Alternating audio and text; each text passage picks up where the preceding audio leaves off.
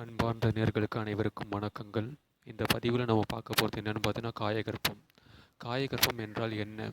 இதை பற்றி தெரியாமலே நிறையா பேர் எங்கெங்கேயோ அலைஞ்சு திரிஞ்சுன்னு இருக்காங்க. இது நான் ஒரு நாள் கிடைக்கக்கூடியதா, இல்லை ஏதாவது காசு கொடுத்து கற்றுக்கொள்ளக்கூடியதா? இல்லவே இல்லைங்க, கண்டிப்பாக இல்லை.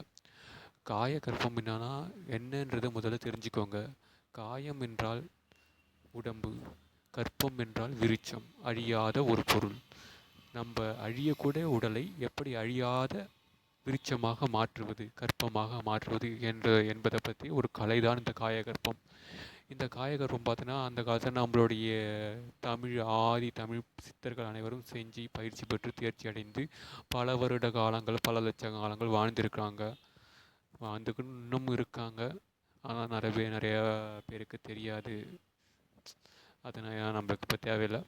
நாம் அந்த காயகற்பத்தில் இருக்கிற சில மூலிகைகளை பற்றி இப்போ பார்க்க போகிறோம். அந்த வகையில் நான் உங்களுக்காக முதல்ல சொல்லக்கூடிய மூலிகை என்னென்னு பார்த்தீங்கன்னாக்கா தூதுவிலை.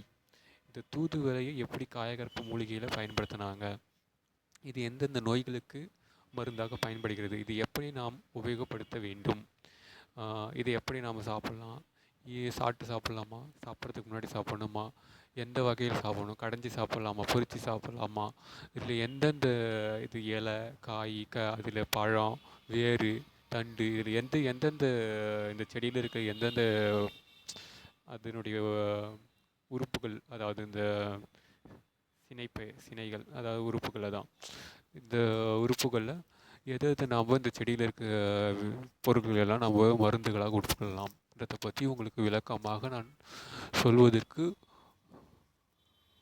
முயல்கின்றேன். அடுத்த பதிவில் இதை பற்றின இந்த தூதுவளை பற்றின முழு பதிவையும் உங்களுக்காக நான் கொடுக்கப் போகின்றேன். அனைவரும் கற்று பயனடையுங்கள். நன்றி, வணக்கம்.